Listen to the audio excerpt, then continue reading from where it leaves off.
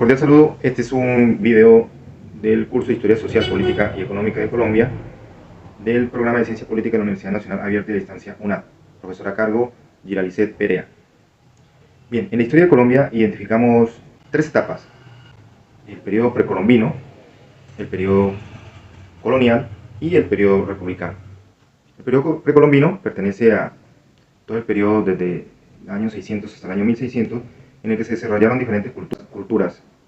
indígenas, nativas, como los chichas, los quimbaya, los sanagustinianos, los huitotos, ¿no? En la etapa colonial, que se da a finales del siglo XV, comienzo del siglo XVI, se dan dos pequeñas subetapas, ¿no? Primero el periodo de exploración y los primeros momentos de invasión, y luego la etapa del virreinato, que se estableció en 1717, el virreinato de la Nueva Granada, ¿no?, que se estableció y que comprendió los territorios que hoy se conocen, que corresponden al país de Ecuador, Colombia, Venezuela y Panamá. Luego vendría a darse, a través de una serie de molestias, surgen los procesos independentistas, se dan a la comunidad originaria o de los descendientes de los pueblos nacidos, pero además por los mismos mestizos y criollos venidos de Europa, ¿no?, que ya sentían cierta comunidad ante la corona por un tema de impuestos y falta de libertades. El proceso de independencia se da con varias revueltas y termina con una en la que se declara la independencia en 1810 con un suceso conocido como el Florero de Llorente, al periodo a partir del cual se dan ciertas guerras en una etapa que se conoce como la Patria Boba, que fue de 1810 a 1815, en la que los movimientos independentistas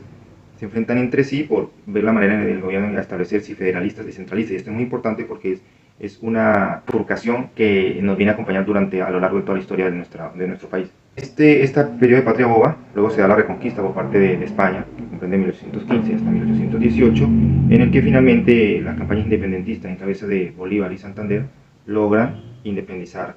a Colombia y luego de esto a otros países de la región.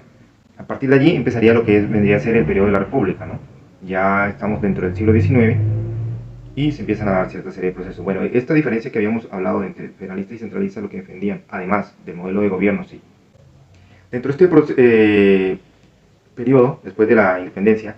se vienen a dar diferentes guerras civiles. Bueno, pero podemos identificar algunas, como lo es la guerra de los conventos, en la que un gobierno liberal pretendía quitarle presupuesto a los conventos, porque molesta al clero, que es uno de los principales aliados de los conservadores centralistas. Entonces terminan por alzarse en armas y se genera una serie de guerras. Otra guerra identificada, la guerra de la soberanía, que se surge en 1859, en la que diferentes líderes partidarios en los diferentes estados del país luchan por ese protagonismo. A finales del siglo XIX surge una de las guerras más sangrientas de la historia nacional, la guerra de los 1000 días, que surge porque luego de un periodo presidencial de Núñez, que fue de apertura, fue incluyente con un sector liberal tradicional, finalmente su sucesor Caro entra excluyéndolo de tajo a la participación de los liberales y se sublevan, ¿no?, ante el gobierno, y empieza la guerra de los 1000 días, que viene a comprender desde 1898 hasta 1902, cuando se lograron firmar varios tratados para dar finalmente tratados de amnistía para dar finalmente fin a esta guerra, que deja como resultado un promedio de 100.000 ciudadanos muertos. Como resultado, se viene un periodo de crisis económica y además fue el momento que vio apropiado Estados Unidos, que inciden para que los ciudadanos de Panamá opten por su independencia, ¿no? Finalmente la secesión de Panamá, la separación de Panamá se da en 1913. A raíz de esa separación, años más adelante, en 1914 firma el Tratado de Rotterdam, en la que por alguna razón Estados Unidos reconoce el perjuicio causado a Colombia y como beneficiaria se debe a una indemnización de $25 millones a Colombia, firmado en 1914. En el gobierno de Pedro Nela Ospina empezó a pagarse en 1922, en un periodo que se conoció como la danza de los millones, porque empezó a ingresar este dinero de la indemnización a Colombia y sirvió para que se pudiera repotenciar toda la infraestructura interna que ya se venía trabajando. Además, Colombia ya era reconocida por su exportación de tabaco, café, y también ya llevaba a cabo exploraciones de petróleo, ¿no?, principalmente a través de empresas extranjeras, y luego logró conformar Ecopetrol, que sería la Compañía Nacional de Exploración y Explotación Petrolera. Más adelante, por una de las empresas del sector bananero, la Unifree Company, sucedió un hecho conocido como el Matanza de la Bananera, en la que hay quienes manifiestan que llegaron a morir alrededor de miles de manifestantes que reclamaban por derecho a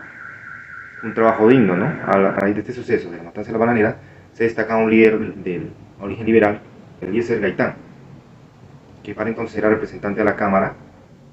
y la vocería de este gremio de obreros, y gana una gran simpatía en la población. Tengamos en cuenta que los partidos conservador, liberal, derivados de la bifurcación ideológica que venía desde el origen de la República entre federalistas y descentralistas, se mantenía ese bipartidismo hasta la época, ¿no? Y incluso fue ratificado y arraigado a través de ideologías de índole internacional que surgieron en los periodos de la Gran Guerra, Primera Guerra Mundial, el capitalismo y el fascismo, con el cual se vieron identificados los sectores conservadores, y el movimiento comunista, socialista, leninista, en el que se vieron identificados un sector de lo que sería el Partido Liberal. Luego de estos hechos, en 1948 es asesinado Jorge Eliezer Gaitán, lo que da origen a un suceso violento conocido como el Bogotazo, en el que se desataron manifestaciones violentas a lo largo del país, y se da cuenta de alrededor de 48.000 muertes a lo largo de ese año de 1948. A raíz de este suceso, que es un periodo conocido como la época de la violencia, se vienen a originar movimientos revolucionarios, los que vendrían finalmente a dar origen a las guerrillas, diferentes guerrillas, principalmente las FARC, Fuerzas Armadas Revolucionarias de Colombia, y el ELN, y más adelante la guerrilla del M-19. Para dar un poco de calma a la violencia vivida en el país, se constituye lo que sería el Frente Nacional. Esta etapa del Frente Nacional, que comprende desde 1958 a 1974, pero que en realidad se llegó a prolongar, porque hasta el inicio del siglo XXI recién fue que se pudo ganar protagonismo otros partidos, ¿no? Porque hacia la década de los 80 ganan protagonismo los grupos narcotraficantes y también los grupos paramilitares. No en ese momento se originan, porque por ejemplo los grupos paramilitares ya se habían originado desde el momento, en la periodo de la violencia, en el que se constituyó un grupo conocido como los chulavitas, y se les dotó de armamento para que se dedicaran exclusivamente a liquidar liberales. También en la población civil se constituyó otro grupo conocido como los Pajas, ¿no? Y estos vendrían a ser los primeros antecedentes de los grupos paramilitares que se llegaron a conocer en la actualidad y que se movilizaron durante el segundo gobierno de Álvaro Uribe en los años 2003-2006. Otros sucesos a resaltar fueron los surgidos en 1989, con el asesinato de Galán y otros candidatos presidenciales por parte de las mafias del narcotráfico, ya que estos candidatos defendían el estado de extradición. Para finalizar el siglo, en la década del 90, 1990, el movimiento guerrillero M-19 se suscribe a un acuerdo de paz, depone las armas, va a un proceso de amnistía, y finalmente en el año 1991 se logra convocar por primera vez a un proceso constituyente democrático, en el que se elige en una asamblea constituyente que viniera a promulgar la constitución actual, la constitución de 1991. Finaliza el siglo XX con los gobiernos de Gaviria y Ernesto Samper, y se inicia el siglo XXI con el gobierno de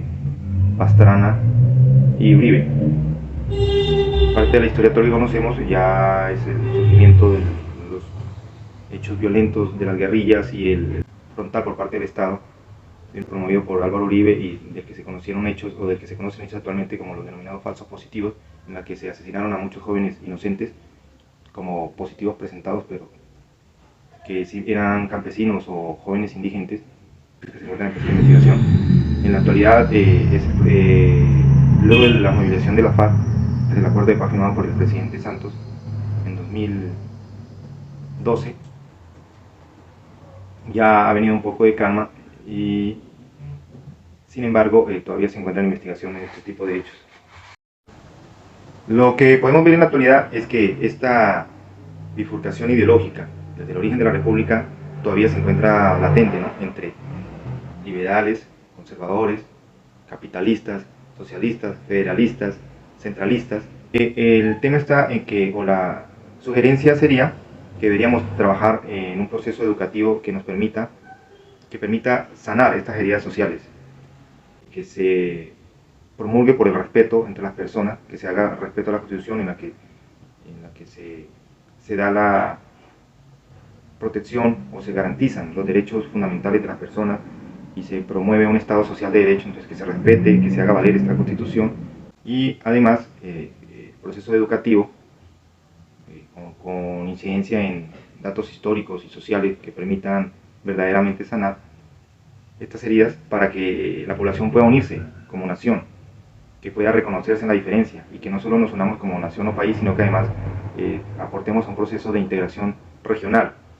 y además con países en el ámbito internacional, porque ya gracias a la globalización en la que estamos inmersos, pues no podemos enajenarnos del resto de la población mundial. Además, algo muy importante que se tiene que dar solución es el tema de las tierras, que es uno que sería causa de hechos violentos, ¿no? O de molestias, incomodidad de la gente, ya que la tierra ha solido ser acaparada por grandes señores feudales o terratenientes y se le ha privado de esta a una gran mayoría popular,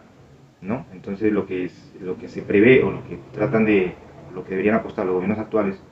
en Colombia es prever mecanismos que permitan la redistribución de esta tierra para que sea aprovechada y explotada por una mayor cantidad de pobladores, campesinos o población general. Todo lo propuesto es importante entonces tomar en cuenta las epistemologías del sur, en los que se prevén nuevas perspectivas para tratar precisamente de dar soluciones a este tipo de problemáticas sociales, ¿no? En las que se resaltan o se tratan de resaltar conocimientos originarios, conocimientos de comunidades ancestrales y alejándonos de las teorías que han sido implantadas heredadas de un proceso hegemónico colonial. Muchas gracias. Ezequiel Peña Cardoso.